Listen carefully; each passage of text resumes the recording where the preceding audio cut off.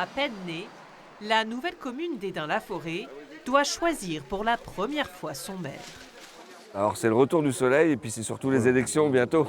À la tête de la ville depuis sa création le 1er janvier 2025, Mathieu de Monchaux, candidat à sa propre succession, est seule liste déclarée pour ces municipales.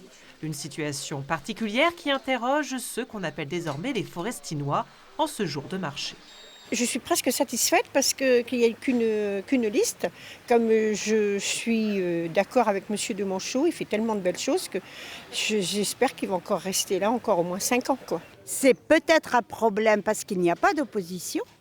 Donc il y a d'autres idées qui n'arrivent pas. Donc c'est à eux de faire attention à ce qu'ils font. Je vote pour la personne. Et je pense que le fait d'être regroupé, ça nous donne plus de force, plus d'impact. Et donc, oui, c'est important. Hesdin-la-Forêt, 4700 habitants. Fusion de 4 communes, Hesdin, Uby-Saint-Leu, Marconne et Saint-Austrebert. Un mariage de raison pour mutualiser les services et peser plus lourd sur le plan politique. Les habitants qu'on croise ici sur le marché, c'est les habitants de tout un territoire. On est déjà habitués à vivre les uns avec les autres depuis très longtemps. Et aujourd'hui, j'ai l'impression que les habitants sont pleinement appropriés cette commune nouvelle. Avec la fusion, 59 élus municipaux ont été regroupés au sein d'un même conseil.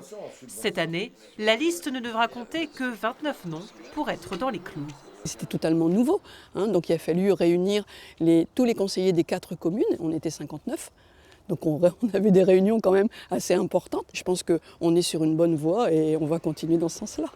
En faisant le choix de conserver les 4 maires des anciennes communes pour le mandat à venir, Mathieu de Monchaux souhaite rassurer ses administrés. On est encore dans une phase de consolidation, il y a encore un travail à mener pour rassurer les plus sceptiques, pour gommer les petites imperfections, il y en a.